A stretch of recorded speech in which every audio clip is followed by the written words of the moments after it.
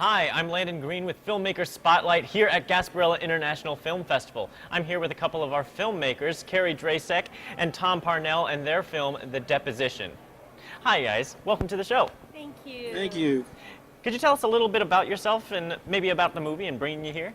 Hi, I am Tampa-based, and let's see about myself. I am a actor, writer, director, and producer. Triple threat. And they call that a triple threat. I always thought that a triple threat was singing and dancing, but no. Anyway, so Tom and I met through a mutual casting director friend of ours, and we just started working together, and we clicked immediately. We collaborated together amazingly, and the deposition came about, and we just started attacking the material and made the movie. Yeah. Well, I am from Tampa, born here, and I'm a personal injury lawyer, hence the nature of the deposition. And if anybody's injured in a car accident, please call me, Tom Parnell. But I wanted to write something. It was my way of trying to, say what I want to say to a defense lawyer, because I don't like many of them, and so I was able to express that, and it was just unbelievable. And so we had some great scenes. I don't know if you've seen the film, but there's a fight scene which never really happened, maybe outside, but not inside the room. But it was kind of cathartic for me. I really enjoyed writing it, and Carrie did a fabulous job directing it. And we had some Ricky Wayne and Kristen Wallet. They were amazing. Yeah. I keep saying they were the meat of the, but I did all right. But I do that all the time. They don't, so. But it was fun, and a lot of my family and friends are out here today at the festival because of it, and we just appreciate being invited here. Well, we're actually going to take a look at the film right now. So here is The Deposition.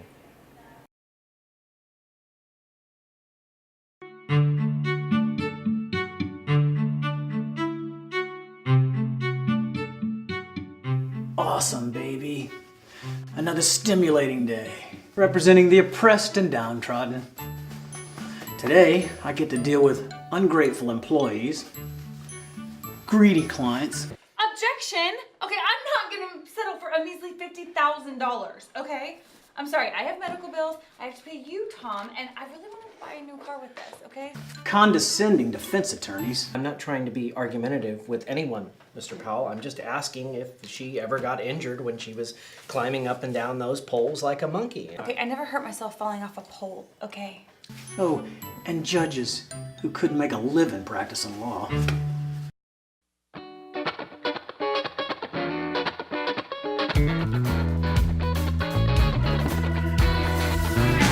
Sit here and dream. I can wonder what it means. I can pick my body up and leave the door. Well, it ain't that hard to find. Slipping, sliding in your mind. I ask myself, can I take any more? Give it up before you get down. Turn it up, 'cause you gotta make a big sound. You, sir, are an asshole! All right! I've had about all the white knight, champion of justice bullshit that I'm gonna take from you from one day, pal.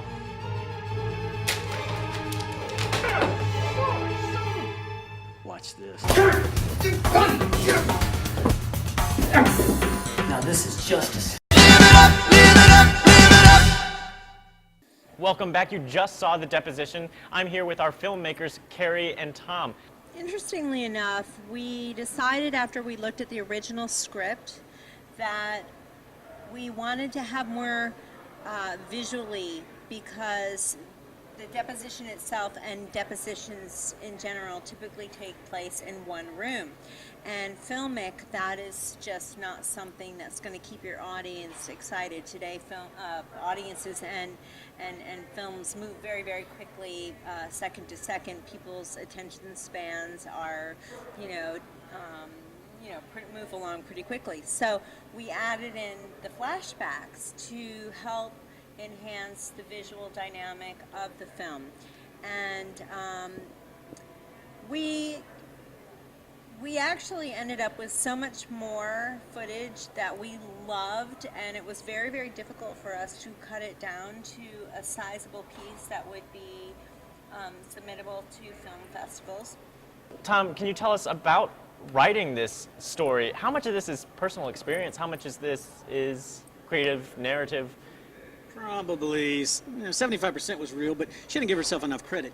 The initial script that you write and what actually gets filmed doesn't look anything like it. And she helped me do a lot of that, so don't listen to her. She helped write this thing too. But it was a lot. Sitting in a deposition. I mean, I hate them. Okay, I hate them. They're boring. That's why I was reading a magazine during the deposition, because I do that sometimes. It's one time, all of a sudden I realized that everybody was staring at me, and I'd been daydreaming, and I look up and the defense lawyer's looking at me, the court reporter, and my client, and I had no idea what the hell they were waiting to hear. So that's not good. But yeah, they're just so boring. And like Carrie said, in one room, we couldn't possibly have just done that. We had to spice it up, move it around. Of course, creating these characters. And Ricky Wayne was amazing. It was a quintessential, guy that I would despise. And of course, we ended up being friends at the end, which does happen a lot.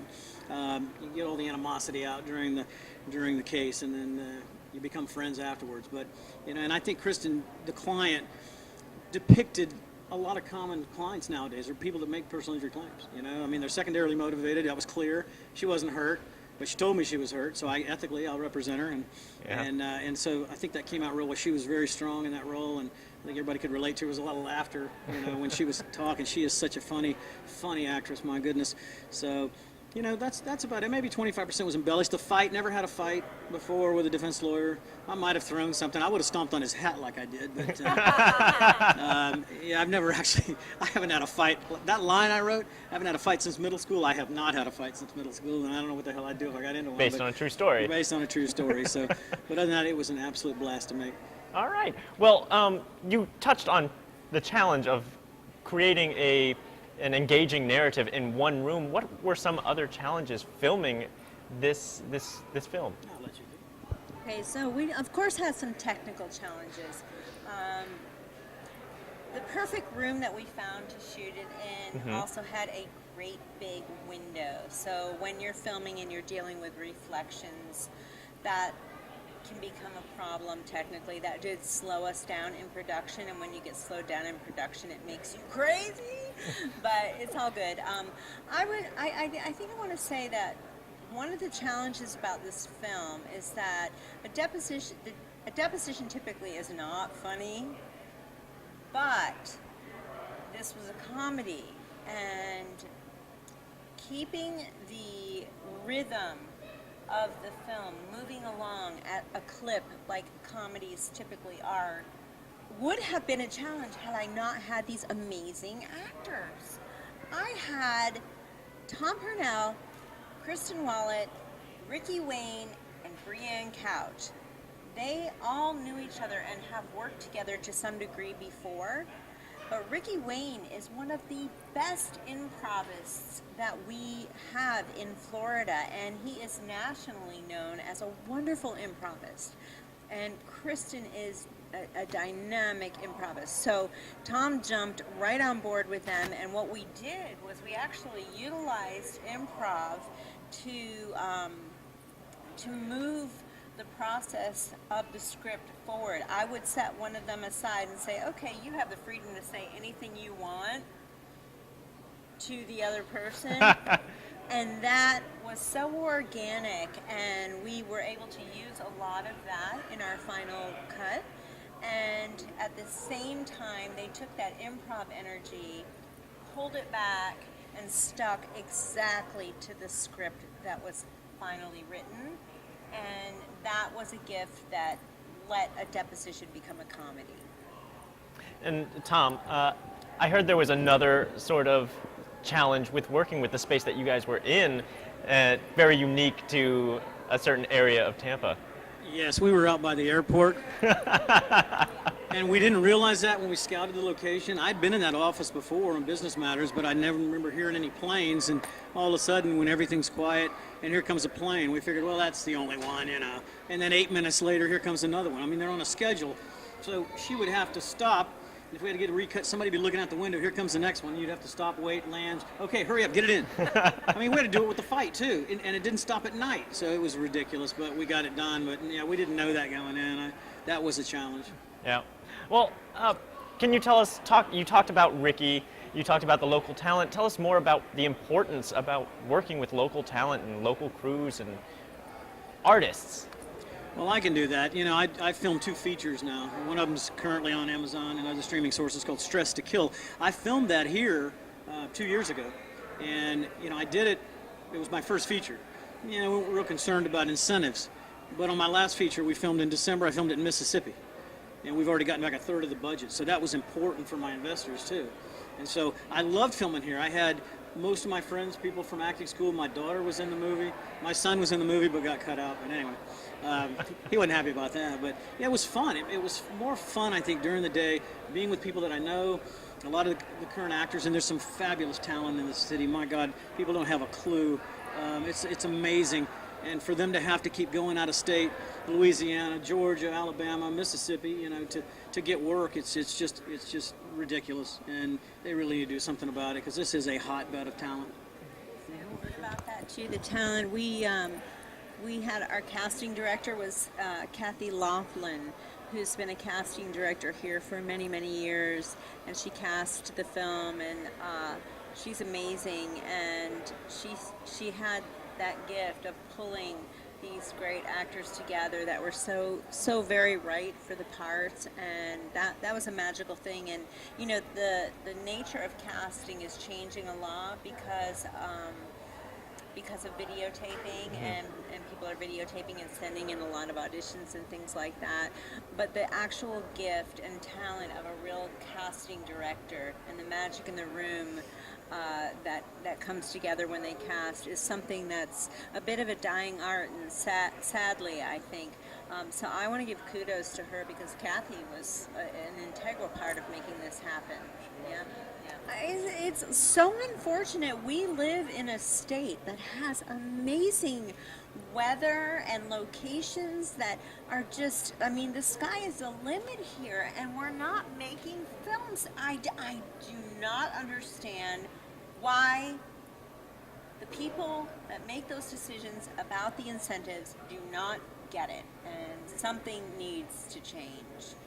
You know, and a lot of people are really working for that to happen, but it takes a village. You know, everybody has to speak up about it, and we have to change it, because we don't want to bring our films elsewhere. We want to stay here and film. We have the talent, we have the casting directors, we have the locations. Let's make movies. Yes, and that is a sentiment most of us, all of us, agree with. Well, I want to thank you both for coming here. Where can we find out more about your film and your work in general? For me, I have a website, www.carriedrazekproductions.com, and, you know, stumble on your own name, that's great.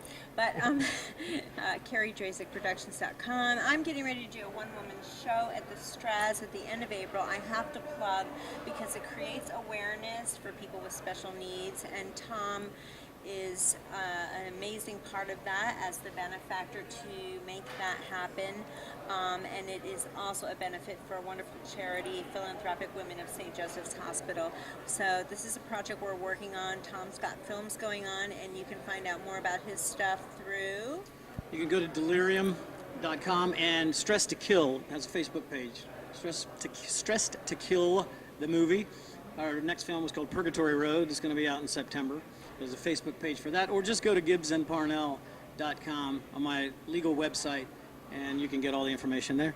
Well, thank you so much for joining us today. Thank you very much. Thank you for having us. Thank you. All right, thank you. My name is Landon Green, and this is Filmmaker Spotlight.